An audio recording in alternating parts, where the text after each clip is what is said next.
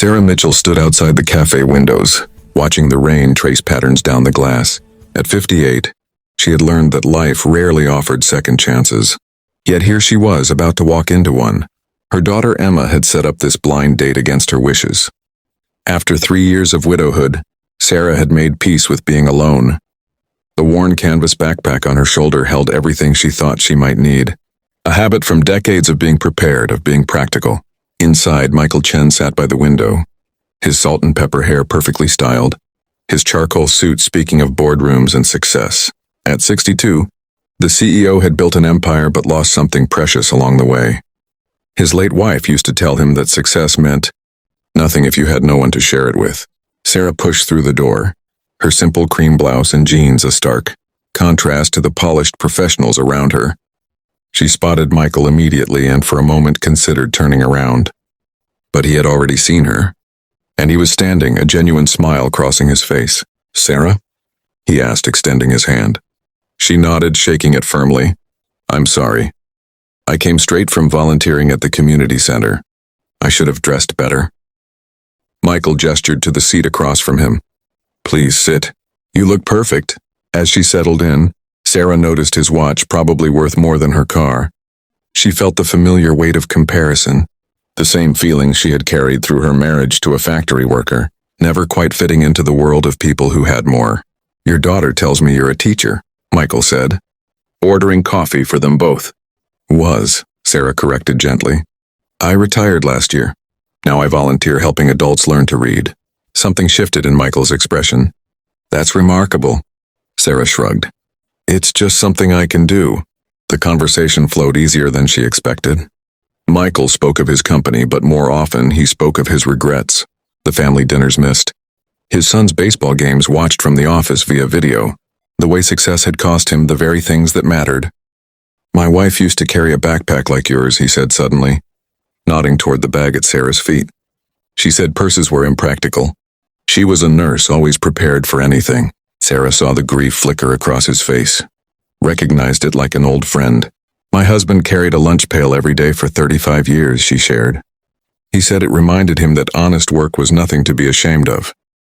I carry this for the same reason." Michael leaned forward. "What's in it, if you don't mind me asking?" Sarah laughed, a warm sound that filled the space between them. "Right now, 3 books I'm lending to my students, a sweater because I'm always cold, some granola bars I keep forgetting to eat, and a photo album." "Photo album?" She hesitated, then pulled out a worn leather book. "My daughter thinks I'm stuck in the past, but these pictures remind me of what matters." Michael looked through the pages she showed him. A young Sarah with a baby, a modest home with a garden, birthday parties in small backyards, a man with kind eyes and work-worn hands always smiling. "You had something real," Michael said quietly. "We had enough," Sarah replied. "Not everything we wanted, but everything we needed." The rain outside intensified and customers rushed in, shaking off the weather. A young woman entered, her face tight with stress, a crying toddler in her arms. She searched for her wallet, panic rising as she realized it wasn't there. Without thinking, Sarah stood and walked over. "Let me get that for you, dear." The young mother's eyes filled with tears. I couldn't." "You can and you will," Sarah said gently, paying for the woman's order. "We all need help sometimes. Pass it forward when you can." When Sarah returned to the table, Michael was watching her with an expression she couldn't quite read. "You didn't hesitate," he said. "Should I have?" "Most people would." Sarah wrapped her hands around her coffee cup. "My husband and I, we struggled sometimes. There were months we had to choose between bills. But there was always someone who helped.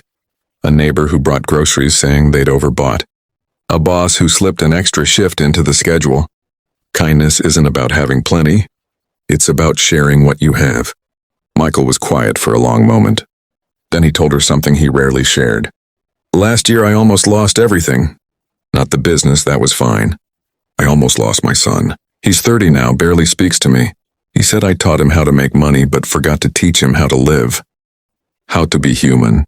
Sarah reached across the table, her hand covering his. Her fingers were marked with age, simple, unadorned. His were smooth, expensive watch glinting. But in that moment, the differences didn't matter. "It's not too late," she said. "It's never too late to choose differently." They talked until the cafe began to close. About loss and hope. About the difference between building a life and building a legacy. About the small moments that, in the end, were the only ones that mattered. As they prepared to leave, Michael noticed the small wrapped box Sarah pulled from her backpack. "I almost forgot," she said, embarrassed. "Emma said I should bring a gift. It's silly, but I made these cookies this morning. My husband's mother's recipe. I thought it would be polite."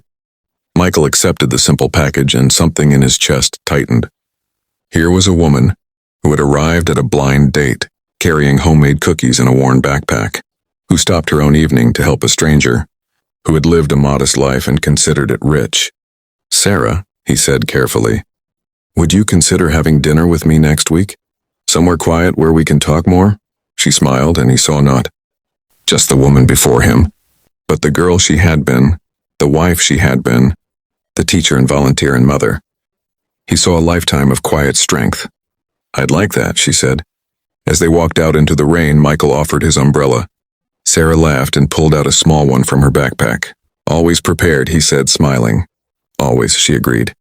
He walked her to her modest car, and before she drove away, Michael said something that made Sarah's eyes shine. "I came here tonight expecting to meet someone, but I found everything I'd forgotten to look for. Thank you." Sarah drove home through the rain, her heart fuller than it had been in years. Sometimes life's greatest gifts arrive simply, without fanfare, carried in an old backpack by someone who knows that wealth isn't measured in dollars but in moments of human connection. Michael returned to his empty penthouse and opened the cookies. They were imperfect, homemade, real. He called his son for the first time in 2 months. "Want to have dinner this week?" he asked. "I have a lot I'd like to tell you, about what really matters." In the warmth of her small home, Sarah looked at her photos and smiled. Tomorrow she would return to the community center. But tonight, she allowed herself to hope that perhaps second chances were real after all. If this story touched your heart, please like, share, and subscribe for more tales of kindness and connection. Leave a comment below about a moment when someone's simple gesture changed your day. Your stories inspire ours.